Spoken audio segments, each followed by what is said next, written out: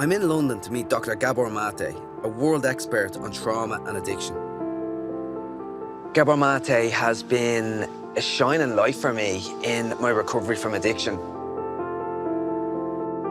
Hi, Gabor. Hi, Brian. Absolutely amazing to see you. Nice to see you. Lovely to see you. Did you travel well? Arrived yesterday. Yesterday, yeah. Yeah. You feeling rested? No. No, we'll do our best. We look after you. It'll take a couple of days. Really excited and looking forward to this. Yeah, thank you. Cheers. Thanks so much for taking the time. A pleasure. I've been hanging out with your book. Oh, have you? Yeah. Amazing, amazing. Dripping read, anyway. Thanks so much, Gabor. Really looking forward to having this chat. I don't consider myself in recovery. I like to think of myself as recovered. Yeah. I don't have any cravings. I feel better than I've ever felt. Mm-hmm. So do you think it's possible to be recovered rather than in recovery? If I said no to your question, would that change your view of yourself? No, it would make me reflect because I deeply value your... Yeah, but ultimately... No. Okay, so what's the difference what I say? Yeah. So, I mean, you're a living example Yeah. that the question you asked, it's entirely possible. What does it mean when you recover something? To get it back. You get it back. Wow. Exactly. Yeah. What did you get back when you recovered? Your life, your sense of self, your authenticity. You got back yourself. Human, yeah. Okay, which means that yourself, your true life, your true self, was never damaged goods. It was never lost. Yeah. I mean, you lost sight of it, but it Yeah. never disappeared. People say, I'm in recovery. It's used, look, I don't want to criticize the language Yeah. because it helps a lot of people to Yeah. talk that way, but do I believe in it? Do I agree with them? No, I don't. I'm with you. So let me come back at this backwards a little bit. You had many addictions. You were drinking, you had the cocaine, you had the heroin. I don't know what you didn't have. Yeah. Tell us what the heroin did for you. It completely numbed the agitation, it quietened the mind. Everything went soft, is how I'd explain it. And you talk about a warmth. Warm. Yeah, a warm. And safety. Yeah, like a blanket. Exactly. Yeah. So the addiction wasn't your problem. Your problem was the lack of safety, the lack of inner warmth, the lack of a sense of belonging, lack of peace. So my first point about addiction is that it's not a primary problem, it's not a disease, it's actually a solution to a problem. Yeah. So the real question is, where did the problem come from? Your parents' own drinking and your terror. You'd sit there at the window while your brothers were sleeping, waiting for your parents to drive home, hoping that they'll make it home alive from their drinking. So terrible fear. And let me ask you this. Who did you talk to about those feelings? Nobody. Exactly. Yeah. That gives us the message that, kid, you're all alone. You're on your own. And that creates coldness, Yeah. anxiety, fear. And then the opiate comes along and says, oh, no, Brian, now you're safe. Yeah. Now you're warm. And parent and infant are looking into each other's eyes and are really connected. They both have endorphins, natural opiates flowing in their brains. Okay. So when the opiate comes along later, the methadone or the heroin that you did, it's giving you what you should have had in the first place. The feeling that I needed. Yeah. The feeling you needed, yeah. Yeah. Wow. That's your biggest trauma, Okay. is how alone you were. Okay. So the pain and the fear are not the trauma in itself. It's the being alone with it that creates the trauma. Yeah. I've never looked at it that way before. That's like shit to landing for me, quite heavy, yeah. Yeah. Yeah. It's difficult there.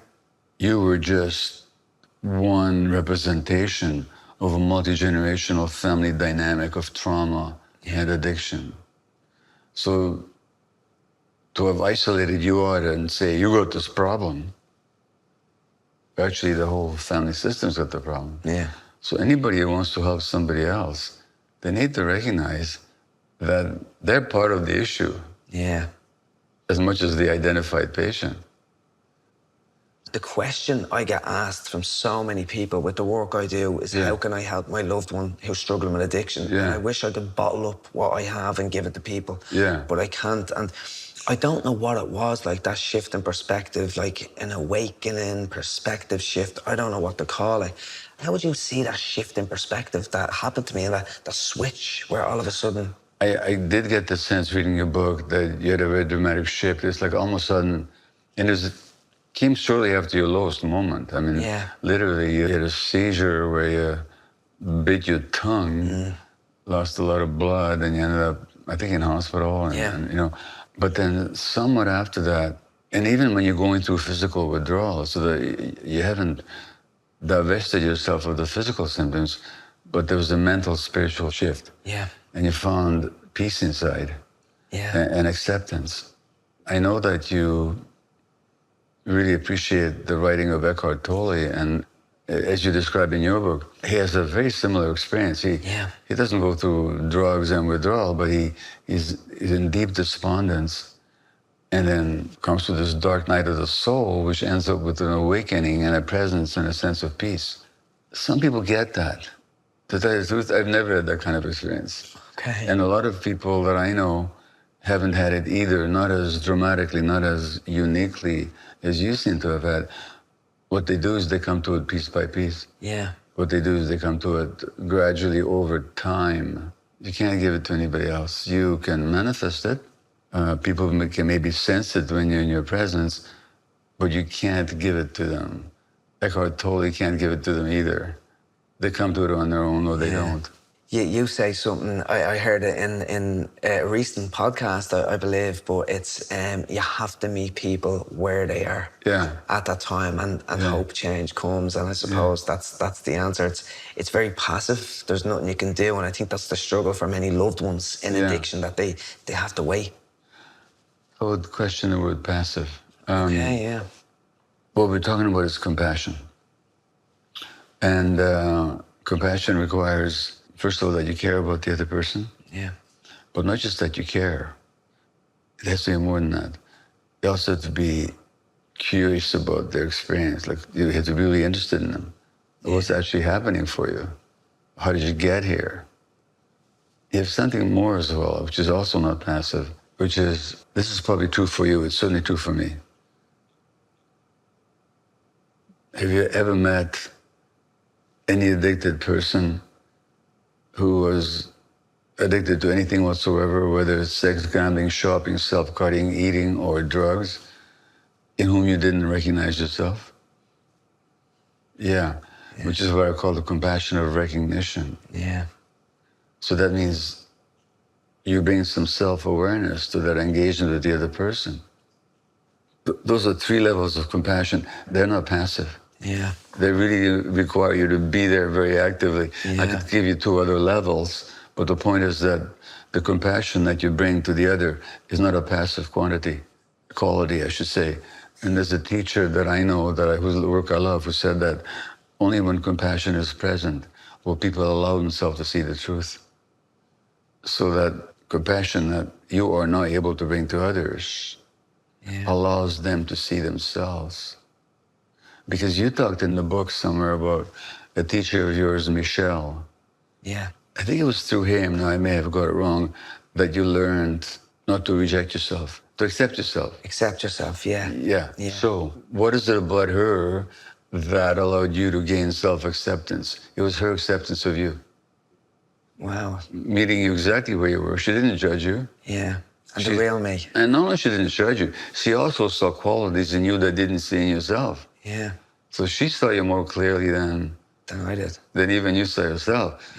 Which is what I call the compassion of possibility. When you look at that other person and you don't mistake them for their demeanor or their dysfunctions or their behaviors or their problems, you see the actual real person there. Now, she saw you before you saw yourself.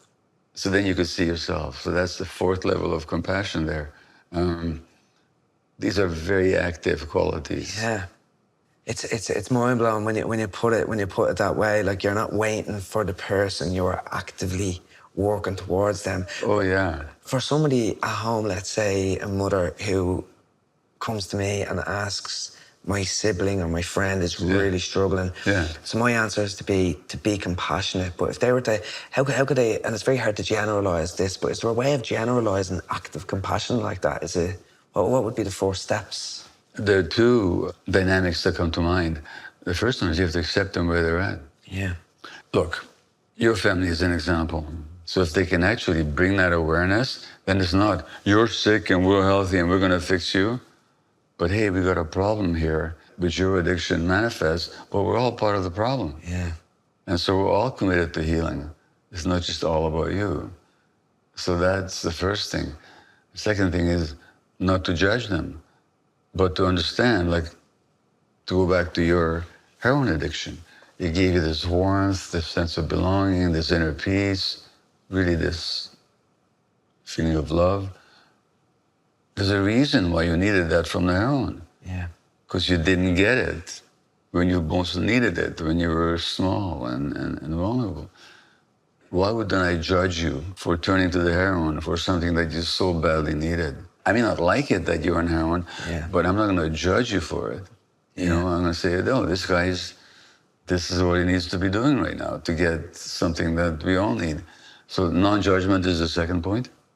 The third point is a little bit more subtle. I'm going to ask you to put your hand out here for a minute. I'm going to push on your hand. Yeah. And what do you do as soon as I push on you? Push back. You push back. Don't push these people. Okay. All you're going to get is resistance. All you're going to get is resistance. So for every force in nature, there's an equal and opposite counterforce.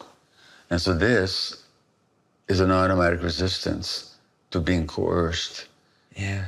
Whether you try and cajole or convince or threaten or beg or manipulate somebody into the right behavior, what you're going to get is the resistance. Yeah. Even though you want to go in the right direction, and even though you're coming from a sense of concern and love, if they sense the coercion, that's what you're going to get. So drop it. When I talk to families of addicts or loved ones, I say, look, you have 3 options. 2 of them are sane, 1 is insane. Unfortunately, it's the insane one that people most usually engage in. What is sane is to say to the person, you got this habit. I'm sure there's reasons in your life where you feel at this point that this is how the way you need to go. I don't like it because I see that it's causing you harm, but it's your life and I'm here for you. Yeah. Okay? That's 1. That's sane. Yeah. It's also sane to say, you got this habit, I'm not gonna judge you for it. You're doing it for your own reasons, but it's too painful for me. I can't handle it, I can't be around it. So as long as you're in it, I'm gonna have to separate myself. Yeah. That's also perfectly sane, it's loving. What's insane is, you got this habit, I'm gonna be in your life, trying to cajole you, change you, influence you, force you, coerce you. That's called codependency. Yeah. And that just creates resistance and resentment and doesn't get you anywhere. So those are the 3 options. 2 of them are sane, and the common one is people trying desperately to change that person without understanding the context. It's crazy. When I pull it back, I mentioned lots of my research. So when I found recovery and I had that shift, I went in another direction. I often think I nearly put me dopamine hooks into academia and I went to learn, and it served me very well. I joke sometimes and I switched addictions. I had a new obsession, a healthier obsession. Yeah. But it wasn't healthy at the very start. But your work was inspirational in terms of me with my PhD research and reading your book In the Realm of Hungry Ghosts and reading your work on trauma. My research really focused on, and it was this idea of the hole in our soul. Like we have a hole in our soul from disconnection, from lack of love, unmet needs. Yeah. And we will fill that hole with bad behavior, substances, something else, shopping, phones, something else to fill that hole. Sex, relationships, everything. Anything. Yeah. And I suppose I looked at different pathways to addiction. It was emotion-driven pathways. Positive emotions can lead to addiction, whereas negative emotions with impulsivity can lead to addiction. How do positive emotions lead to addiction? So an example of that may be, let's say it's Monday, I feel depressed, let's go have a drink. And the behavior could be repeated because it's rewarded and that can turn into addiction. But the positive one maybe is Friday, let's go for a drink. And it feels good, but maybe that's what I'd love to ask you. Is there an inner pain? Because I believe most people have some kind of a trauma. If not all people, I'd love to get your opinion on that. Whereas some people may do something they enjoy, but they enjoy it too much, and then it can become a liking, becomes a wanting, and maybe a pathological craving, which can drive the addiction. So how do you see the pathways? My definition of addiction is very simple. Yeah. It's engagement in any behavior that a person finds temporary pleasure or relief in, and therefore craves, but then suffers negative consequences as a result of, and doesn't give up despite the negative consequence. So pleasure, craving, relief in the short term, harm in the long term, inability to give it up. So, if somebody finds themselves drinking so much that is not good for them, then they have to ask, what's it doing for you? Yeah. I don't know that drinking a glass of wine will make you an alcoholic. I mean, look, let me ask you a question. Have you ever eaten food in your life? Is food addictive, by the way, I'm asking you? Can be. Well, that's a canny answer. I would say yes. Have you ever eaten in your life? Yes. Are you a food addict? No. Then food is not addictive. Yeah. But your first answer was right. Yeah. It can be, depending on what it's doing for you. In other words, what the hole is inside. Yeah. So when you say positive emotions, no, those people have a hole inside them. Yeah. They may not realize it. But it's there. But it's there, yeah.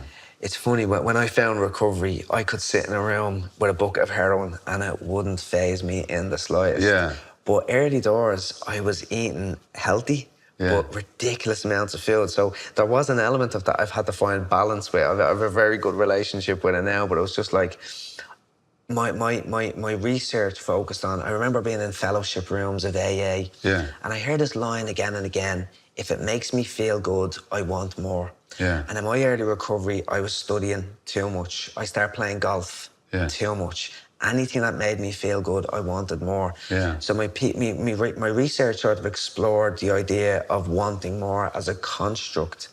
And it was through Eckhart Tolle's work as well, like anything to fill the gap, to fill the space of where I don't feel comfortable in myself. Give me more. And it was really interesting. I'd love to further that research, but there's definitely something behind it, I believe. Well, so wanting more is fairly human. Yeah. You know, if anything is good, we all know. It's not the wanting that's the issue, it's what do we do with the wanting. Okay. And what we're really talking about is the difference between pleasure and contentment. Because pleasure says, this is good, I want more. Contentment says, I have enough. Yeah. They're actually modulated by different brain chemicals. Pleasure is very much the endorphins, the opiates, and the dopamine that you talk about. Yeah. Contentment is more the serotonin. Serotonin, you know? And in this society, so much is organized and planned to excite people's pleasure centers. Yeah. Very few people are contented, and everybody's seeking pleasure. So the fact that you have something pleasurable and you want more, nothing wrong with that.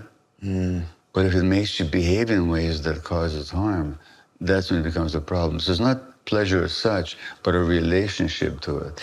It brings me to your amazing book, The Myth of Normal, like the way you describe a culture, like a culture in a petri dish, and if it gets contaminated, like we're living in a culture. Do you think, if I think of the food industry, the tech industry, they are tapping into our evolutionary instincts as well. They are creating a space where we want more and more and more. Could you describe a little bit about how you see the world in terms of... Well, do you know any other animal that willfully destroys its own habitat? No. Yeah, I mean, we are doing it, you know. And why? Because of this more. Yeah. Somebody wants more profit. Yeah. Somebody wants more wealth. More power, more control. And they don't care what it does. They literally don't. That more dynamic has taken over. And so much of the culture is built around it. Like we have to have more, the economy has to keep growing all the time. If you have this much pleasure, you need more pleasure. The cell phones are designed to addict you, so you want more and more of them. They're literally designed that way. Yeah. Yeah, I mean, I mean, talk about drug pushers. Yeah, literally.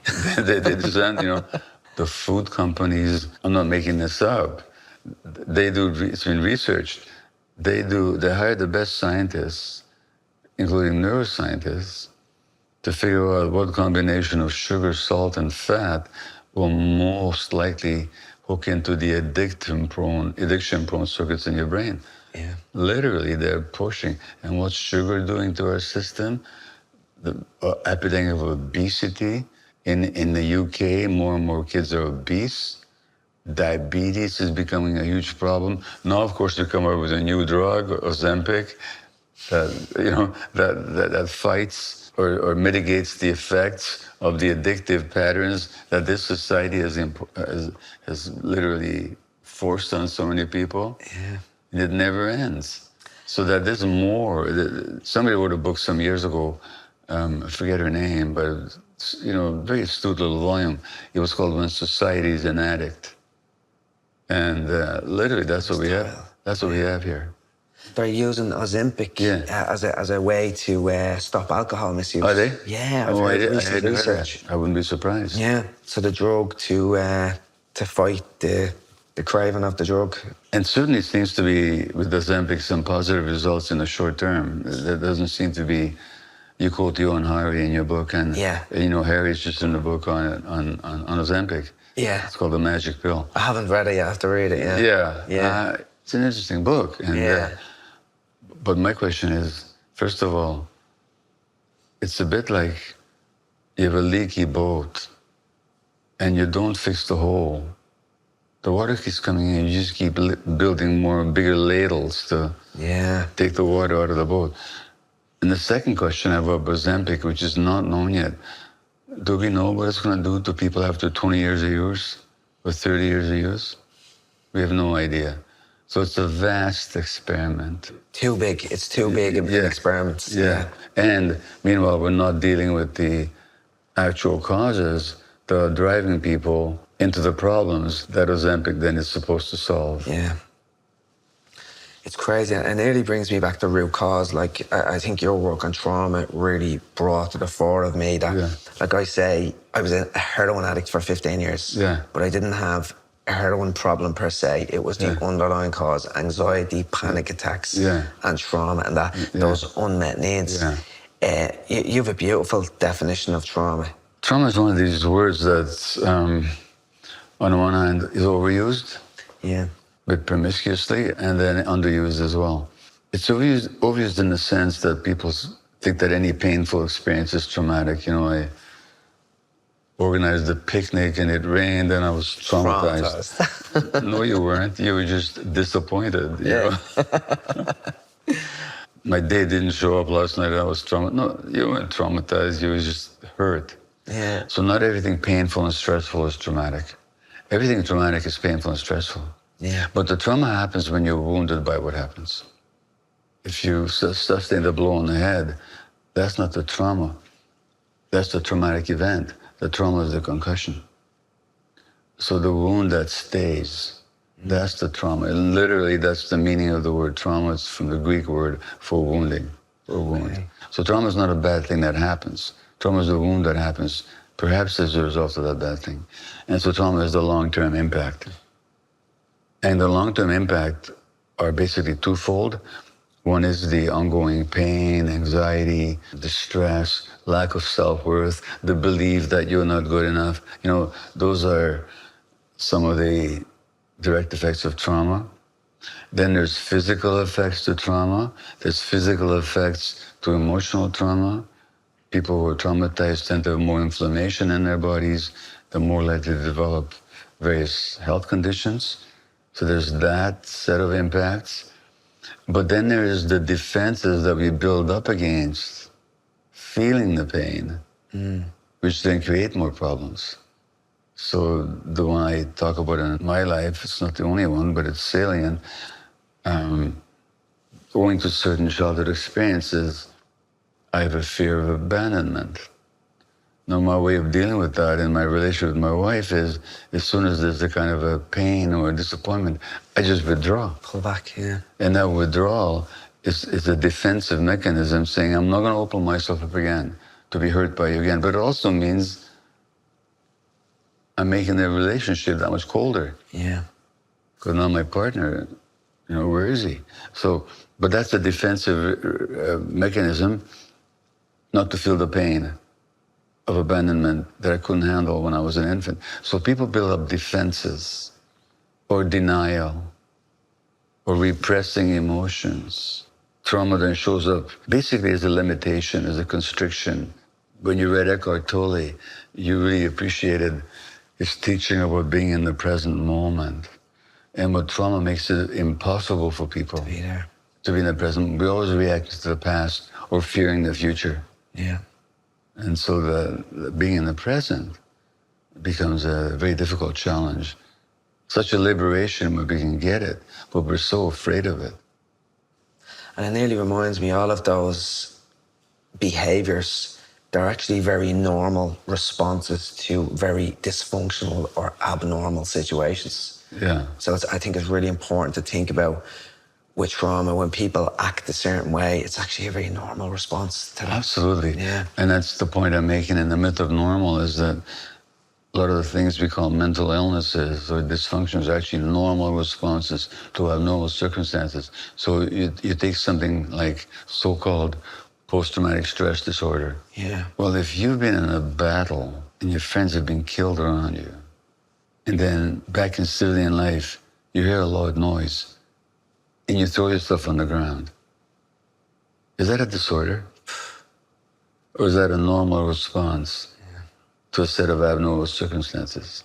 Yeah. And so a lot of these things we call disorders, of course, they create distress and dysfunction, but just to label the person as disordered is not to appreciate that what they're going through is actually a normal response to what happened to them.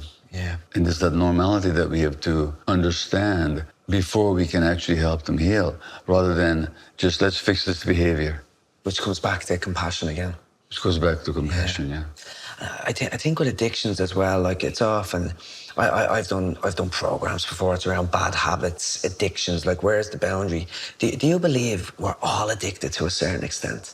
Like, it's so pervasive in my eyes. What I can tell you is that whenever I speak, whether it's 2,500 people there or 500 or 50, and I give my definition of addiction, 99% of people will put the hand up. Yeah.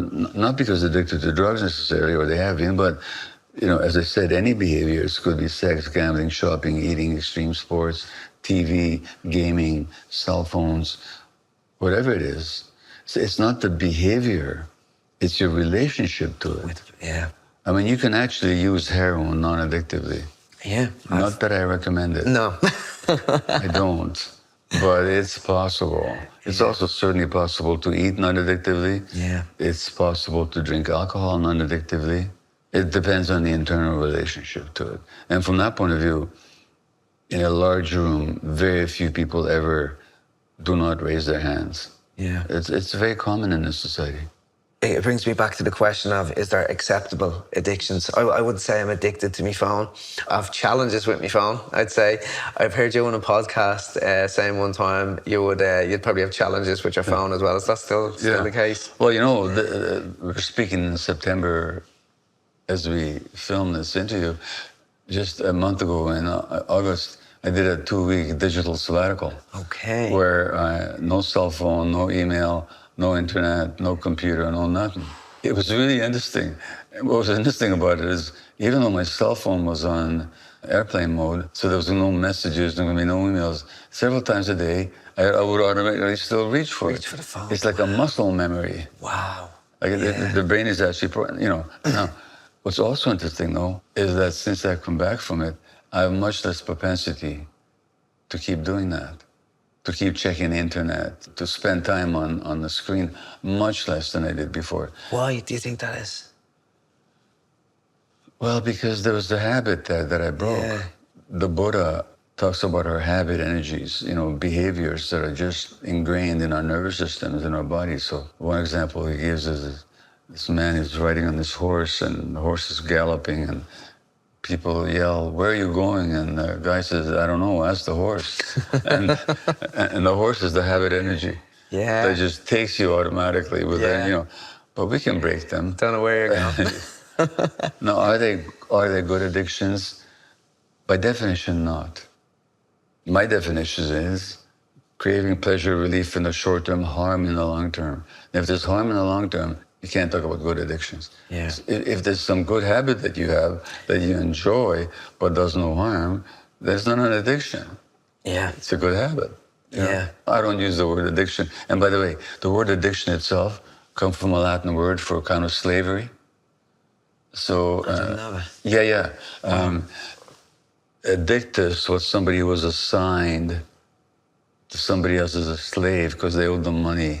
Wow. So addiction, in that sense, meant a form of slavery. So you're asking me, is there good slavery? No, there's no good slavery. Yeah, okay, that's interesting.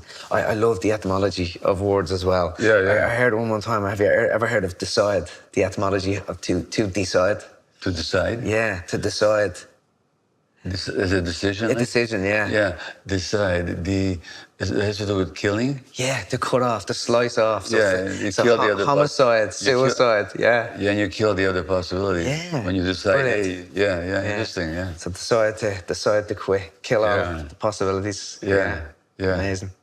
So one of the questions I'd love to ask, so in Ireland, alcohol has been a huge issue, continues to be a big issue. Yeah. And I often think, is there a generational trauma there from the famine, from the wars, from us being prisoners in our own country? Is that something that transfers through time? Well, if you look at alcohol, first of all, it's an anesthetic. I mean, before the days of modern anesthesia, they'd ply people with alcohol if they want to operate on them because it soothes the pain. In fact, there's an English expression, I don't know if it's current in Ireland or not, but they say, if somebody's drunk too much, they say, oh, he's feeling no pain. I don't think I've heard he's feeling no pain. pain. So alcohol is a painkiller. Okay. And it goes back to my original mantra, don't ask why the addiction, ask why the pain. Yeah. Now, if you look at one island, historically speaking, there's at least 3 sources of pain. First of all, there's nearly a millennium of colonial oppression, repeated, brutally crushed rebellions, and controlled by a foreign minority. And that's Irish history until the last century. And it's got its resonances even today, as we know, in the time of troubles in Northern Ireland and so on. So there's a historical trauma that affects the whole country. Secondly, and it's becoming more and more apparent now, although I still don't know if even today the full dimensions have been disclosed, but the terrible abuse of children and young women, but boys as well, at the hands of the Catholic Church authorities. Very topical right now. This is the institution that was meant to save you and to hold you and to protect you and to keep you sacred. And it's trampling on human dignity. It was in denial for so long, as we know, not just in Ireland, but elsewhere as well, but certainly in Ireland, which is a Catholic country. So what's it like when the institution of highest regard and greatest repute turns out to be an exploiter and abuser of vulnerable young human beings? So that's terribly traumatic. And then there is the Irish culture of drinking, which comes out of the pain, but very often is almost romanticized. Very much so. And then there is the harsh treatment of children in a lot of Irish families. The kids were very harshly, they were loved, but they received a lot of harsh treatment as well. So you have multigenerational trauma. So it's not the least surprising the Irish society would have a huge drinking problem. And then, of course, I'm just reading James Joyce's Portrait of the Artist, and there's that terrible scene in it where this priest preaches to the young kids about hell. Do you remember that scene? Okay, well, let me tell you. Yeah. The priest said something like this: you'll be burning in hell I'm paraphrasing, torn by the fiery pincers of the devils forever. And he says, you don't know what forever is?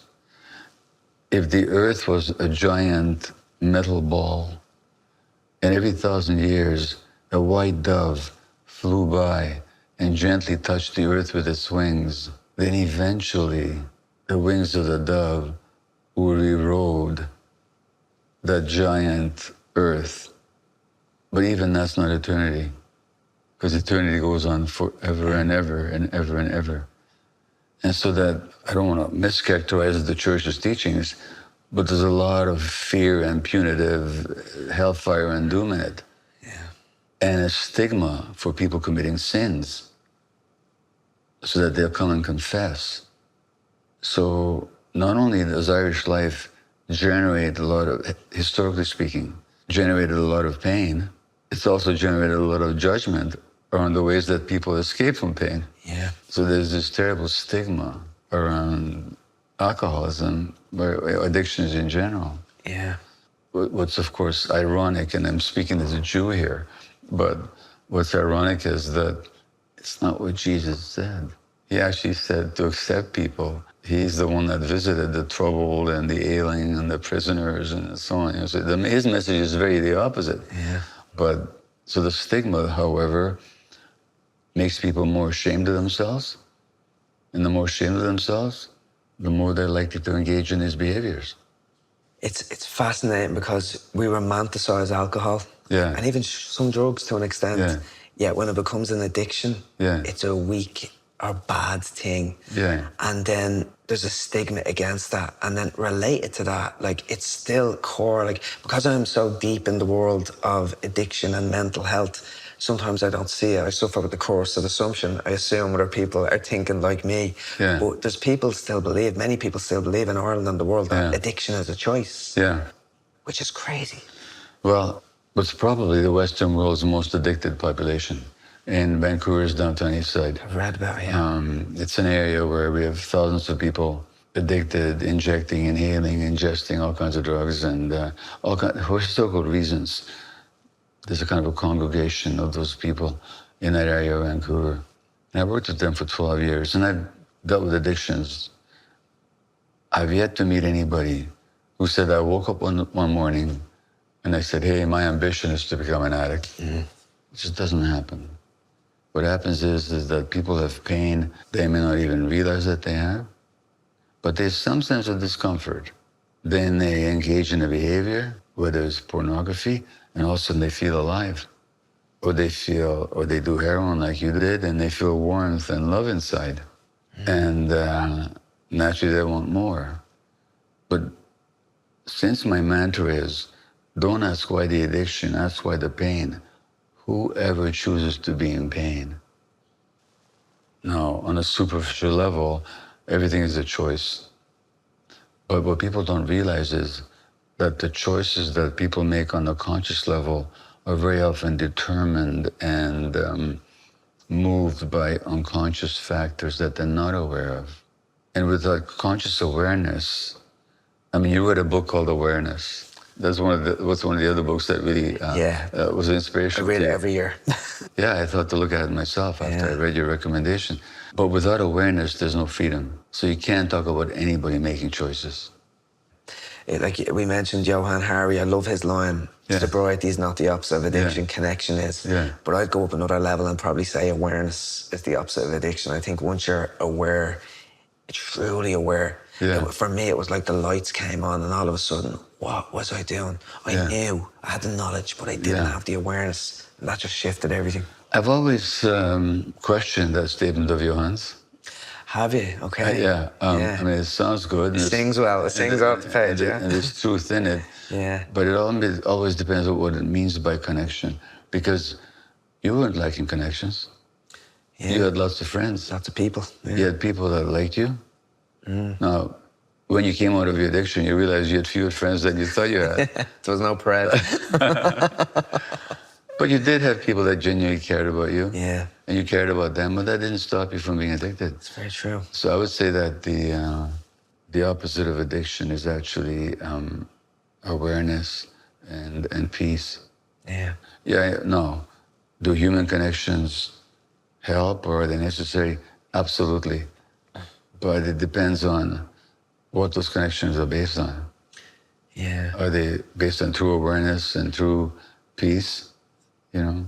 The depth of the connection. I often believe I used drugs to cut off myself and my emotions because I didn't want to feel. Yeah. But it didn't selectively cut off bad emotions, it cut off all emotions. So the depth of connection I had with people, there was love there and there was a bond. Yeah. But the strength of it was definitely, I'd question the strength of those bonds. Yeah. And you know, I think Gar was your friend that whose wedding you screwed up and so on, but they still stayed by you? Stayed by me. I think overall it's just like removing the stigma and changing the perception of addiction. You know how you remove the stigma? No. You give people the definition of addiction and ask them if they recognize themselves. As I said, out of a room for 1,000 people, 990 will put their hand up and the other 10 are liars, you know? Yeah.